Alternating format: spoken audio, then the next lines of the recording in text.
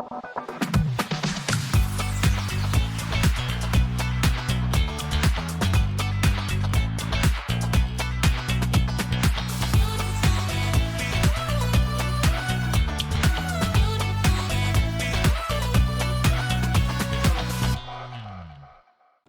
and welcome to Titan TV. Okay, done. Sports. On Monday, February 24th, the Monmouth-Roseville boys basketball team played Kewanee Boilers for regionals, but unfortunately came up short with a score of 43-48, ending their season at 12-19. After a successful season, the Monmouth-Roseville girls basketball team played DMAC Tuesday, February 26th for sectionals, but unfortunately lost 38-41, ending their season at 21-11.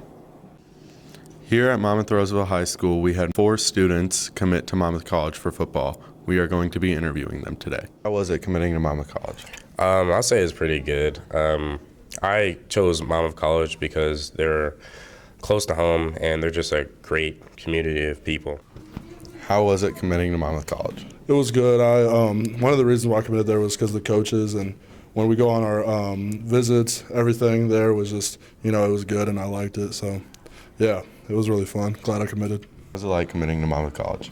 It was a pretty simple process. I had a couple other D3 schools interested, but I had a better relationship getting to know the coaches and everything, so I'm glad I picked staying here at home. How was it committing to Monmouth College?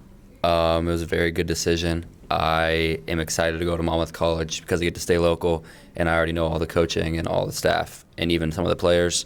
And it was just an awesome experience because it really got me out of a hard place. Growing up in a rough place, it really saved me. I did this for my mom and my pops, so I don't know. It was just an amazing decision. I had other options, but I felt like this is just a true fit for me. Roll Scots. Around the school.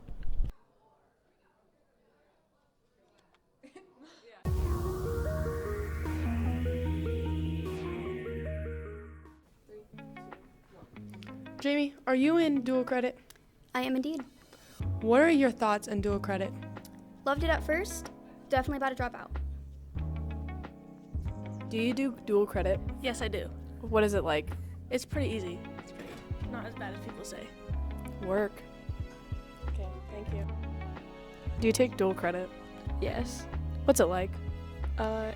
It's kind of boring sometimes, but it's like a good class to do. Because like it can help you with college, not have to do as much.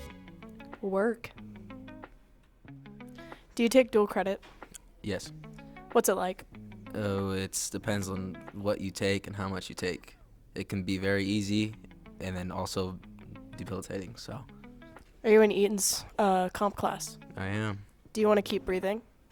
Keep breathing? Yes. Yeah. How do you feel though in that class? Some days I feel great, some days I feel... Like you want to stop breathing? No. I feel fine, physically. We won't be putting this in.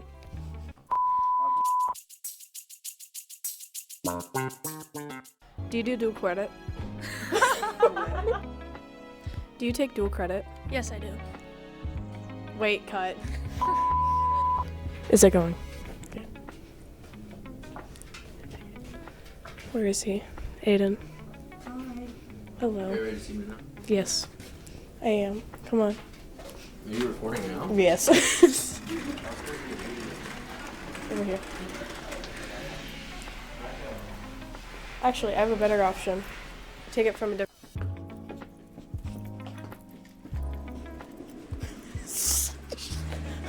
Okay.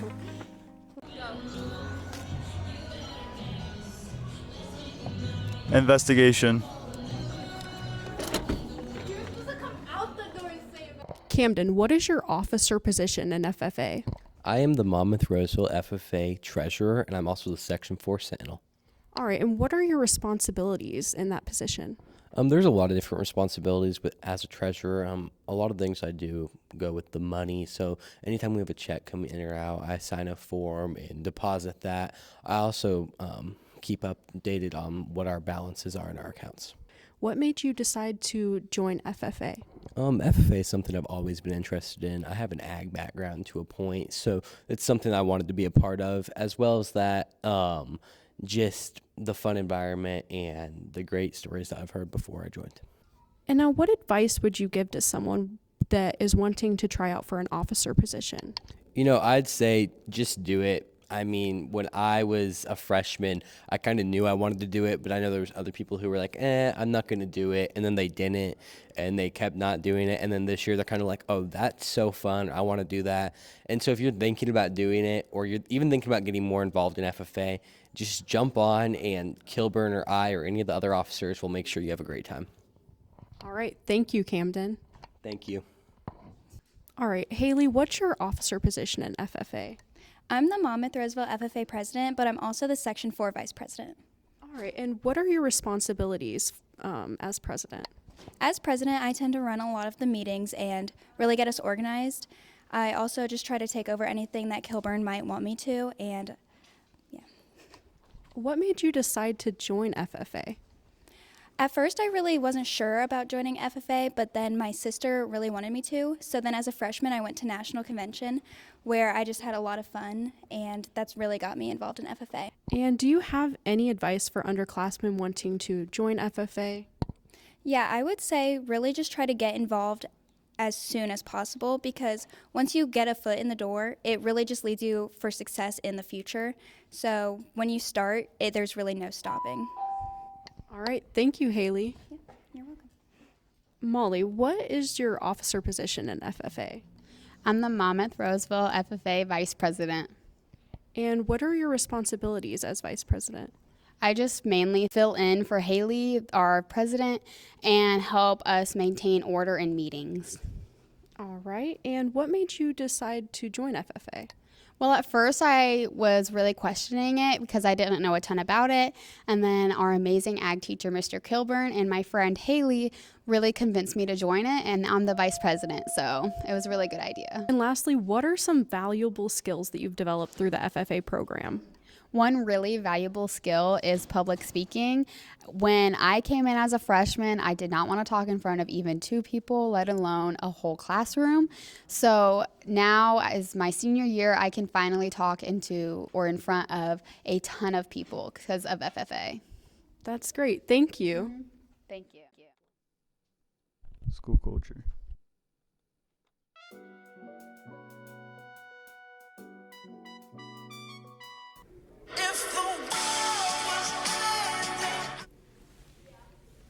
I want to be right next to you. Yep, good job. I'd want to be right next to you. Yep, that's correct. Yay. Good job. I don't know that song. Okay, it's okay.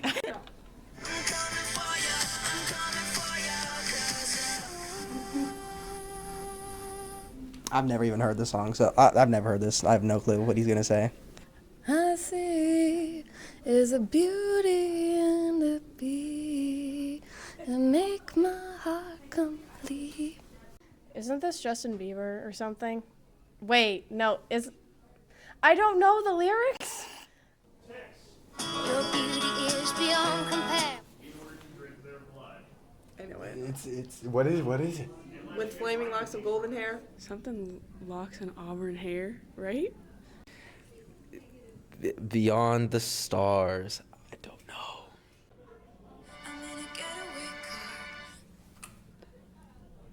I don't know. I've never heard that song in my life. I don't know this song.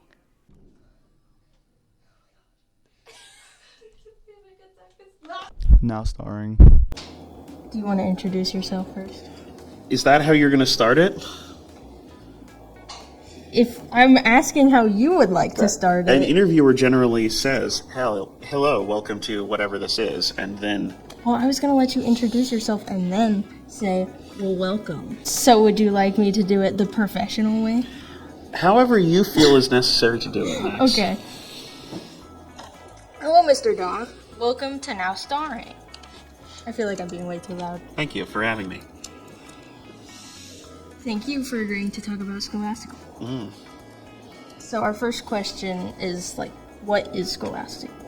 the basics. So, Scholastic Bowl is a competitive, team-based activity or sport, depending on who you talk to.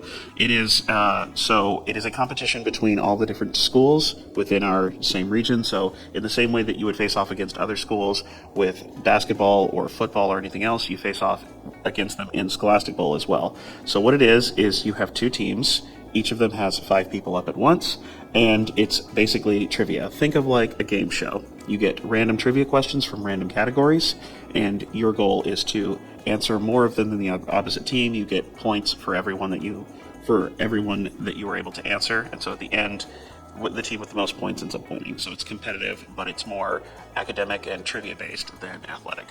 So like official Trivial Pursuit. Yes, sort of. Okay. And then, what does a typical practice or meet look like for Scholastic? So, basically our practices look a lot like our meets. You'll have people show up. We will have 2 teams. If we were at an actual meet, it would be one school and another school. In our practices, it's just a skirmish between 2 different groups. They'll divide themselves up. They each sit on the opposite sides. They have buzzers like you would on a game show. I will start off by reading a question, or whoever the moderator is will read a question. Whenever a person knows the answer or thinks they know the answer, they hit their buzzer, they are called upon, and then they have to answer. It might be right or it might be wrong. Sometimes the moderator will say you need to be a little bit more specific with your answer. So if the answer is let's say it's the anarchy, which is one of the English Civil Wars, and the person says an English Civil War. The moderator might say, can you be more specific about which one? And then you can follow that up like that. If you get that right, you get a score of 10 points added to your team, and then you go to what's known as a bonus round. So in a bonus round, they ask you a series of 3 questions that all relate to each other. Your team is given the first option to answer each question, and then the other team gets a rebuttal if you get any of them incorrectly. So it's sort of like you get the first chance at an extra 30 points. So each round is worth 40 total, 1 for the toss-up, and then 10 each for the 3 bonus questions. So similar to like Family Feud. Yes. Okay.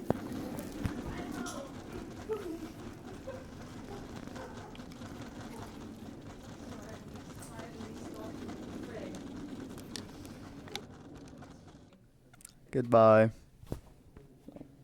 That's it. Unless you want me to say something else. What do you want me to say, huh? Give me your phone. Open the notes. My phone. Yeah. What is this? Bruh. Look. I recorded you.